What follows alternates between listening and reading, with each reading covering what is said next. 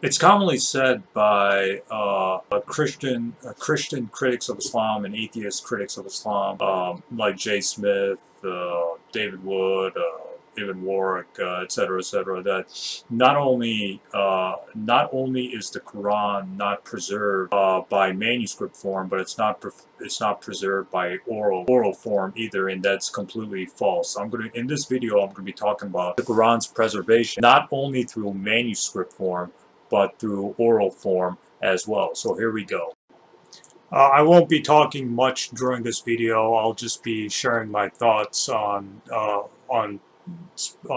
very few clips. But I just want to say that the Quran was revealed as an oral message and not as a written message, as you've just seen in those Quranic verses uh, a little bit ago. And the Quran was revealed in different dialects. And the revealed Quran was revealed in the Qurayshi dialect.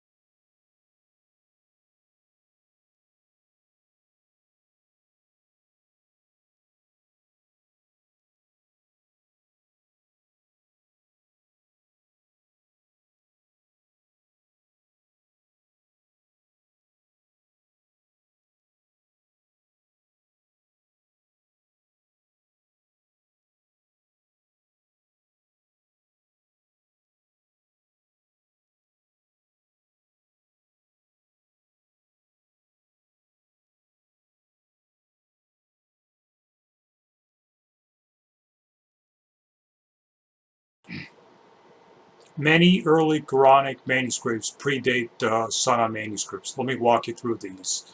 The first we have.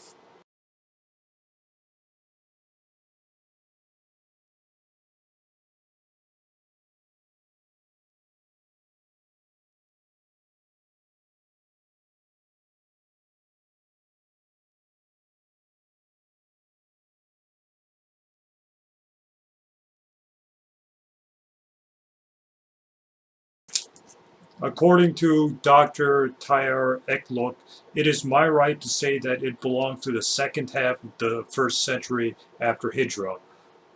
Copies attributed to Uthman and Ali. Page 14 by Tyre Ekluk, and it contains 99% of the Quranic text. It is a complete manuscript of the Quran, as the Topik manuscript, and it is identical to today's Quran as well.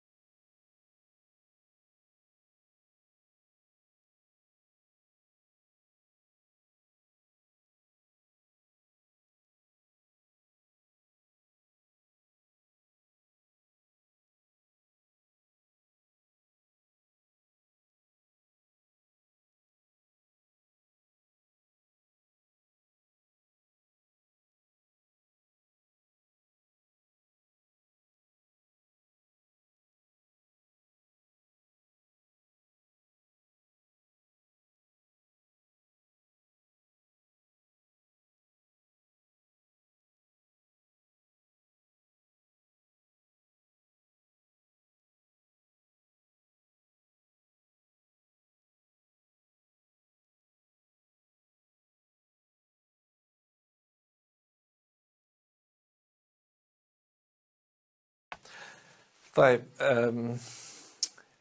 الذي اكتشفناه في الخط الأول من القرآن، يعني التحتاني، أنه تبديل مش كثير، يعني فيها، لكن موجود يعني ما في شك، يعني مش هو، لكن الواضح أنه لا يزال القرآن، يعني هو قرآن في مجمله، في مجمله.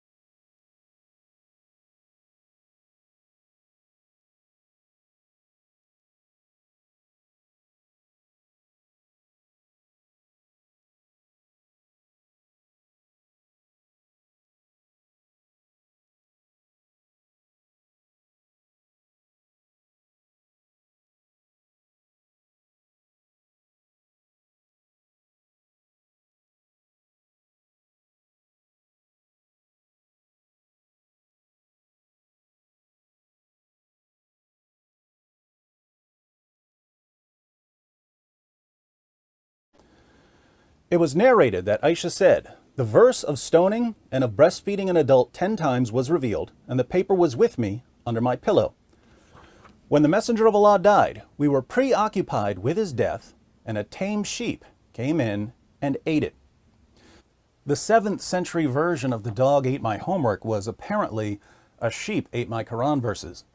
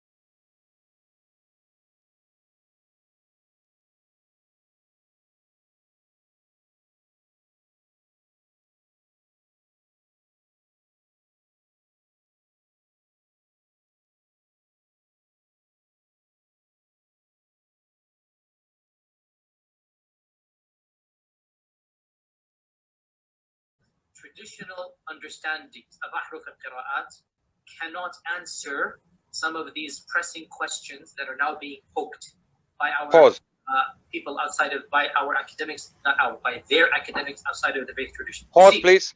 There's always some respect that we have for the Quran. We should. In a Muslim environment, we'll press a little bit and then we'll say, okay, khalas, sami'na wa ata'na. And that's great, alhamdulillah. When you go to academia, they don't have that red line. And they're going to just pause that.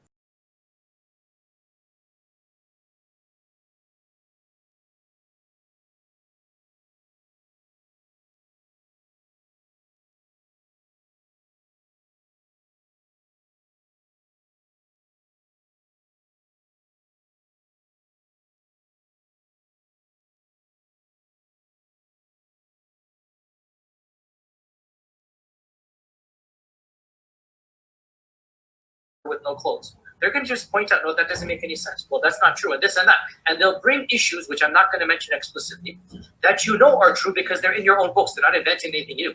They'll bring you riwayat, and they'll bring you athar, and then you add to that very well-known issues of, I don't even want to be explicit. Then you bring on top of that makhtutat, and then. And it's very clear to you every single... Dr. Qadi, if you don't want to be explicit, don't talk about this. If you talk about these things, the Dr. Qadi keeps saying that I don't want to be explicit. I don't want to be explicit. If you don't want to be explicit, don't talk about these matters because you're confusing people out there. People don't know what you're talking about. I know what you're talking about, okay? But people don't know, the awam, the masses don't know what you're talking about. So my request from Dr. Yasir Qadi is that he needs to come out and needs to clarify more in detail as to what he was talking about exactly for the people to understand, right? And we have